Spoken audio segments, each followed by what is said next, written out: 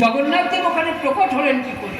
তারপরে তো উনি বললেন যে আমি অন্তর্ধান করলাম, হে নারদ, তুমি আমাকে এই রূপে পাবে কোথায়? না কলিকালে পুরুষোত্তম ধামে। রাজা ইন্দ্রদম্ন আর গুন্ডিচা রানী যখন নারায়ণের সেবা করছেন অথচ কিছুতেই স্বরূপ দর্শন পাচ্ছেন না, তখন আবার নারদ একবার দর্শন দিলেন, দিয়ে রাজা ইন্দ্রদম্নকে বললেন, হে রাজন, তোমাদের সেবায় আমি খুব খুশি হয়েছি, তাই ভগবান শ্রীকৃষ্ণের আদেশে আমি তোমাদের কাছে এসেছি। তোমরা যাও, তোমাদের রাজ্যের পূর্ব পশ্চিম উত্তর দক্ষিণ চারদিকে লোক পাঠাও। চারদিকে লোক পাঠাতে পাঠাতেই তুমি তোমার নারায়ণ কোথায় আছে খোঁজ পেয়ে যাবে, আর সেই মূর্তি এনে এখানে প্রতিষ্ঠা করবে। চারদিকে লোক পাঠালেন, পূর্ব দিকে পাঠালেন ইন্দ্রদম্ন, তারই পুত্র সম একজন ব্রাহ্মণ পূজারীকে, তার নাম হলো বিদ্যাপতি। বিদ্যাপতি পূর্ব দিকে খুঁজছে, জঙ্গলে যাচ্ছে, গভীর জঙ্গল পাহাড়, কিছুই খুঁজে পাচ্ছে না, ক্ষুধা তৃষ্ণায় কাতর হয়ে গেছে। এমন সময় দেখছে একজন সুন্দরী যুবতী রমণী পুষ্প চয়ন করছে, ফুল তুলছে, আর ফুল তুলতে তুলতে কিন্নরী কণ্ঠে গান করছে, শ্রীকৃষ্ণ গোবিন্দ হরে মুরারে হে নাথ নারায়ণ নীলমাধব, হে নাথ নারায়ণ নীলমাধব, শ্রীকৃষ্ণ গোবিন্দ হরে মুরারে হে নাথ নারায়ণ নীলমাধব, হে নাথ নারায়ণ নীলমাধব। বিদ্যাপতি গানটা শুনে চমকে উঠল, কি না, হে নাথ নারায়ণ নীলমাধব, রাজা তো আমাকে নীলমাধবের খোঁজেই পাঠিয়েছে। ও কি করে জানে না এই সুন্দরী যুবতী? তাহলে নিশ্চয়ই ও খবর দিতে পারবে। ও যুবতীর কাছে গিয়ে বলল,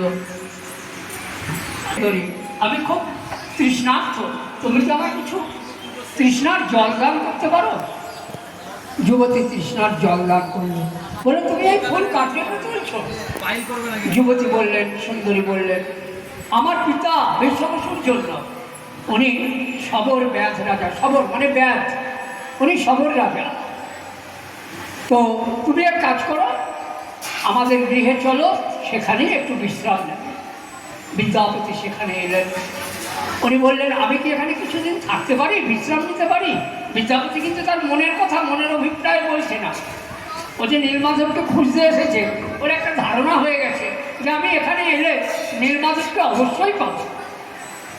তো বিদ্যাপতি ওখানে ক্রমাগত 1 মাস 2 মাস 3 মাস বিশ্রাম নিতে লাগলো, আর দেখতে লাগলো রোজ সকালবেলায় স্নান করে ব্যাধ রাজা বিশ্ববসু ওই ফুল নিয়ে কোথায় যেন চলে যায়। আবার খানিকক্ষণ পর বিগ্রহের সময় পূজা সেরে এসে মেয়ের হাতে আর বিদ্যাপতির হাতে প্রসাদ দেয়। তো দুজনের এত মনোমিল হয়ে গেল, বিদ্যাপতি জিজ্ঞেস করলো, হে ললিতে, ওর নাম ছিল ললিতা, বিশ্ববসুর মেয়ের নাম, আচ্ছা ললিতা বলতে পারো এই রাজা মানে তোমার পিতা রোজ কোথায় যান আর কোথায় আসেন, কোথা থেকে আসেন পুজো করে? বললেন, না, এ বড় গুপ্ত কথা, এ সবাইকে বলা যাবে না, নিষেধ আছে। তখন বলছে, আমি তো তোমার প্রাণ। ললিতা বলল, প্রমাণ? বলে, তুমি যা বলবে আমি তাতেই রাজি। ললিতা বলল, তাহলে আমি যদি তোমাকে আমায় বিবাহ করতে বলি, তুমি কি রাজি? বিদ্যাপতি একটুখানি সংকোচ হলো, আমি ব্রাহ্মণ, একজন ব্যাধের মেয়েকে বিয়ে করব? বিদ্যাপতির মাথায় খেলে গেল, আমি কি জন্য এসেছি? নীলমাধবের জন্যে। হে নীলমাধব, তোমাকে পাওয়ার জন্যে আমি আমার জাতকুলও বিসর্জন দিতে রাজি আছি।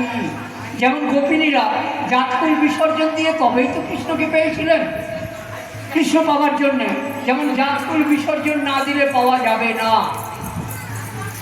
বিদ্যাপতি রাজি হয়ে গেলেন, বিবাহ হলো, গন্ধর্ব বিবাহ। তখন ললিতা বললেন, আজ আমি আপনার অর্ধাঙ্গিনী হলাম, সুতরাং আপনি ভেতরের খবর অবশ্যই জানতে পারেন। আমার পিতা বিশ্ববসু ব্যাধ রাজা খবর রাজা, প্রতিদিন প্রভাতে আমি যে ফুল চয়ন করে আনি সেই ফুল নিয়ে নীলমাধবের পূজা করতে যান। এর বেশি আর কিছু জানতে চাইবেন না, আর কিছু আপনাকে বলা যাবে না। তখন বিদ্যাপতি বললেন, তুমি তো আমার অর্ধাঙ্গিনী স্ত্রী, তুমি যা জানো আমি তা জানবো না কেন? ঠিক আছে, আমার জানার দরকার নেই, তুমি একবার আমাকে দর্শন করাও, তবে বুঝবো তুমি আমার অর্ধাঙ্গিনী। ললিতা ফাঁপড়ে পড়ে গেল। ললিতা এবার বাবাকে বলল, রাজা বিশ্ব বসুকে, পিতা আপনার জামাতাকে আর আমাকে একবার নীলমাধব দর্শন করাতে নিয়ে যেতে হবে। পিতা বলল, অসম্ভব, ওখানে কারুর প্রবেশ অধিকার নাই। ললিতা বলল, পিতা আমি তো আপনার একমাত্র কন্যা, আপনার তো পুত্র নেই, আর এই জামাতাই তো পরে আপনার ওই মন্দিরের উত্তরাধিকারী হবে। আপনি যখন আরো বৃদ্ধ হবেন, সেবা পুজোর দায়িত্ব তো ওকেই দিতে হবে, তাহলে দোষ কোথায় পিতা? আপনি যদি আমার অনুরোধ না রাখেন তাহলে আমি কিন্তু আত্মবিসর্জন করব, নীলমাধবের দর্শন না পেয়ে। বিশ্ব বসু করে গেলেন ফাপড়ে। মা হারা একমাত্র মেয়ে, তার অনুরোধ রাখি না গুরু আদেশ ভঙ্গ করি? গুরু আদেশ ছিল নীলমাধবের সেবা তুমি একমাত্র করবে, কারুকে যেন সেই স্থান দেখাবে না, দর্শন করাবে না। তখন কাঁদছে রাজা বিশ্ব বসু মন্দিরে গিয়ে, আর একটা বালক বেশে স্বয়ং ভগবান কৃষ্ণ রাখাল বেশে এসে রাজাকে বলল, ও রাজা অত কাঁদছো কেন? রাজা সব খুলে বলল। রাজা বললে, বালক বলে, আর এমন কি ব্যাপার, তুমি ওদের দুজনের চোখ বেঁধে দাও, চোখ বেঁধে নিয়ে চল, এখানে এসে চোখ খুলে দেবে, ওরা নীলমাধবের দর্শন পাবে, আবার চোখ বেঁধে দেবে, ওরা আস্তে আস্তে আবার ফিরে আসবে, তাহলে আর ওরা রাস্তা চিনতে পারবে না। রাজা বললে, ঠিক কথা, কিন্তু বালক কে হে, তোমার এত বুদ্ধি? বুদ্ধি কেন হবে না? নাকি তাই ভগবান শ্রীকৃষ্ণ বলেছেন, তাকে পেলে কি হয়? এবং বুদ্ধে পরম বুদ্ধা সংস্তভাতমনাত্মনা यही शत्रु महाबाहो मनोदूरने গ্রহশ্চরম।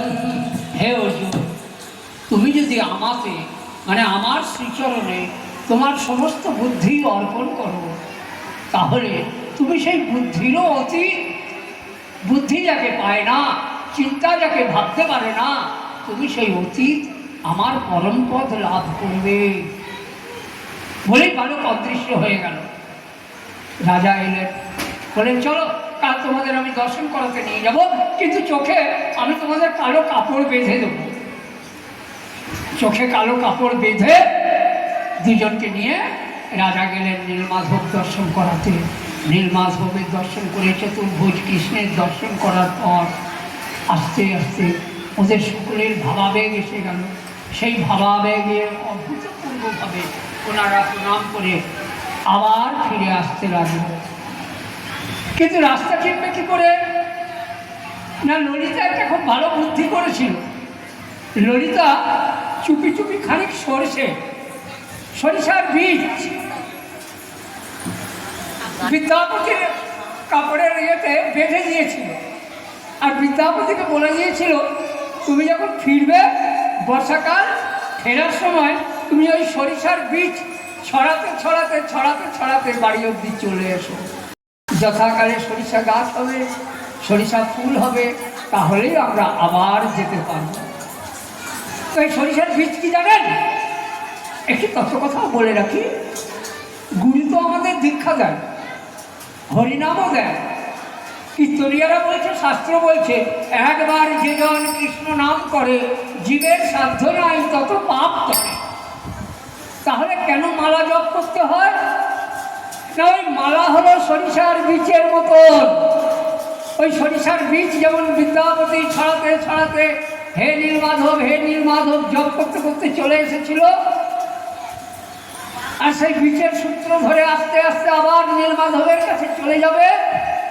তো গুরুদেব তোমাকে যে দীক্ষা মন্ত্র বীজ মন্ত্র দিয়েছে, ওই বীজ মন্ত্র যদি তুমি জপ করতে থাকো সরিষার বীজের মতন, তোমার হৃদয়ে আস্তে আস্তে নীলমাধব দর্শনের পথ দেখিয়ে দেবে। আস্তে আস্তে তুমি ওই সরিষার বীজের মতন নীলমাধবের কাছে, তার স্বরূপ দর্শনের কাছে পৌঁছে যাবে। নিতাই গৌর প্রেমানন্দে একবার হরি হরি বল, হরি বল, হরি বল। মায়েরা একটু উলুধ্বনি দেবেন মাঝে মধ্যে। কেন? তিনি মধুরম। আমার কৃষ্ণ কি? মধুরম বদনম, মধুরম শ্রবণম, মধুরম দর্শনম। তিনি মধুময়। তো মায়েদের মুখে একটু মধু পড়ুক। এই যে গোবিন্দর আমার মধু দিয়ে অভিষেক হয়েছিল, তার একটুও তো আপনারা চরণামৃত গ্রহণ করেছেন। তা সেই মধু কথা যখন শুনছেন, সেই সময় চেষ্টা করবেন, যখনই নিতাই গৌর প্রেমানন্দে হরি হরি বল হবে, একটুখানি নিজের মধুর জীবটা একটু সংকোচন করবেন, একটু উলুধ্বনি দিয়ে। তাতে আরও বেশি নীলমাধবের প্রকাশ হবে। মনে রাখবেন, সামনে রথযাত্রা আসছে। আমার কিন্তু রথযাত্রায় প্রবেশাধিকার নাই। আমি সেই জন্যই আজকে জগন্নাথ দেব কী করে প্রকট হয়েছিলেন, ভগবান শ্রীকৃষ্ণ কী করে জগন্নাথ দেব হলেন, আমি সেই ব্যাখ্যাই আপনাদের কাছে যতটা পারছি, সবটা হয়তো হবে না, তবু তিনি যতটা ভাবরূপে প্রকাশ পাচ্ছেন আমি আপনাদের শোনাবার চেষ্টা করছি। এবং খুব ভালো লাগছে যে আপনারা সবাই মনোযোগ দিয়ে জগন্নাথ দেবের পুরুষোত্তম ধামে প্রকাশ হওয়ার কাহিনী শুনছেন। বিদ্যাপতি কিন্তু ভুলে যায়নি রাজা ইন্দ্রদুম্ন কি জন্য ওকে এখানে পাঠিয়েছে। একটি রাত্রে পত্নীকে নিয়ে, মানে ললিতাকে নিয়ে রাজা ইন্দ্রদুম্ন উৎকলে চলে গেল, শবরদের দেশ থেকে ত্যাগ করে। দুজনেই বেরিয়ে গেল গোপনে। উদ্দেশ্য রাজা ইন্দ্রদুম্নকে খবর দেয়া নীলমাধব কোথায় আছে। রাজা ইন্দ্রদুম্ন খবর পেলেন। খবর পেয়ে সৈন্য নিয়ে সমস্ত কিছু নিয়ে সাজাতে লাগলেন।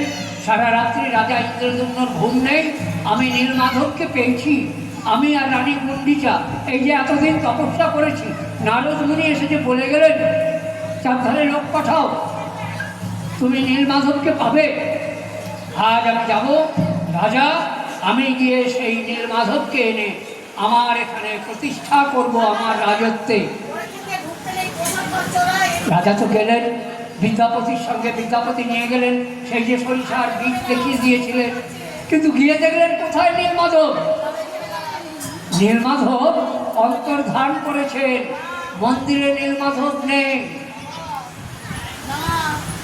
রাজা ইন্দ্রদুম্ন বিদ্যাপতি বললে, তুমি যে বললে এখানে নীলমাধব আছে, তুমি পথখোঁজ মহারাজ, আমি এই তো সরিষার বীজ ছড়িয়েছিলাম আমার সহধর্মিনীর কথায়, এই দেখুন এখনো সেই গাছ ধরে পথ নির্দেশ দিয়েই আমি যাচ্ছি।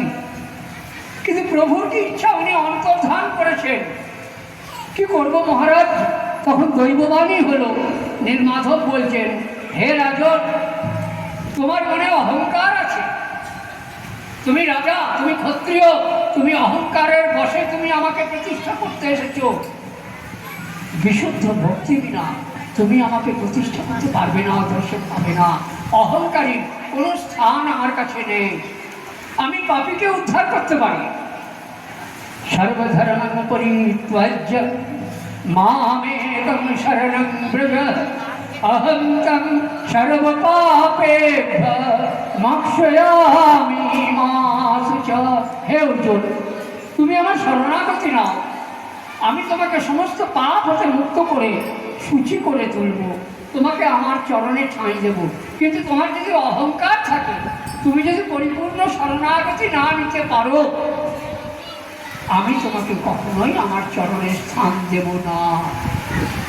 গীতায় তিনি পরিষ্কার বলে দিয়েছেন, প্রকৃতে প্রিয়মানানি গুণৈ কর্মাণি সর্বশ, অহংকার বিমূঢ়াত্মা কর্তায়হং ইতি মন্যতে। প্রকৃতির স্বভাবে আমরা সবাই কাজ করছি, কিন্তু অহংকারের মায়ায়, অহংকারের বশে আমরা মনে করছি আমি সব করছি, আমি সব করছি। আর সেই অহংকার, আমি এখনকার রাধারমণ দাস বাবাজি এই মহাপ্রভু আশ্রমের সেবকের মধ্যে বিন্দুমাত্র দেখতে পাইনি। আর দেখতে পাইনি বলেই আমার খুব আগ্রহ জেগেছিল যে এখানে যদি কোনোদিন একটু ভগবত কথার সুযোগ পাই, তো আমি এখানে একটু ভগবত কথা রাধা গোবিন্দর চরণে নিবেদন করব। আজকে আমার সেই সৌভাগ্য হয়েছে, কারণ এখানে বিশুদ্ধ ভক্তির জায়গা, অহংকারের ঠাঁই নাই। রাজা ইন্দ্রদ্যুম্নর অহংকারের জন্য নীলমাধব অন্তর্ধান করলেন।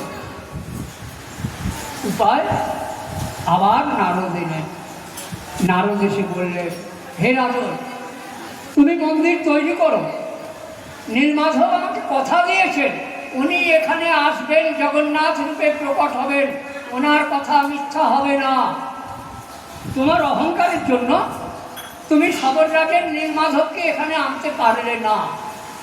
তথাপি আমি বলছি, উনি খুব শীঘ্রই তোমাকে স্বপ্ন দেবেন, আদেশ দেবেন এবং উনি আসবেন। বাকিটা তো আপনাদের জানা, আমাদেরও জানা। কিছুদিন পর রাজা ইন্দ্রদ্যুম্ন স্বপ্নাদেশ পেলেন, পুরীর নীল জলে যে দেবদারু কাঠ ভেসে আসবে, তুমি সেই কাঠ তুলে আনবে, আর সেই কাঠ দিয়ে আমার দারু বিগ্রহ তৈরি করবে। কে করবে? না, স্বয়ং বিশ্বকর্মা। বিশ্বকর্মার আদেশ হলো তার উপর দারু বিগ্রহ দিয়ে তৈরি করা স্বয়ং প্রভু জগন্নাথের। বিশ্বকর্মা বললেন, একটাই শর্ত আছে, আমি মন্দিরের দ্বার বন্ধ করে প্রভুর শরীর তৈরি করব তার জপ করতে করতে, কিন্তু যতদিন আমি দরজা না খুলব, কেউ যেন ওই দরজা খুলবে না, আমাকে ডাকবে না। সবাই রাজি হয়ে গেল, রাজাও রাজি হয়ে গেলেন। কিন্তু রাজার তো বিশুদ্ধ ভক্তি ছিল না, তাই অহংকার ব্যাকুল চিত্তে 1 দিন, 2 দিন, 3 দিন, 4 দিন, 5 দিন, 15 দিন উনি আর ধৈর্য ধরে থাকতে পারলেন না। উনি দরজা খুললেন, বিশ্বকর্মা অদৃশ্য হয়ে গেলেন। আর আমরা যে রূপ এখন দেখতে পাচ্ছি, এই রূপেই দ্বারকায় উনি সংকুচিত হয়ে গিয়েছিলেন।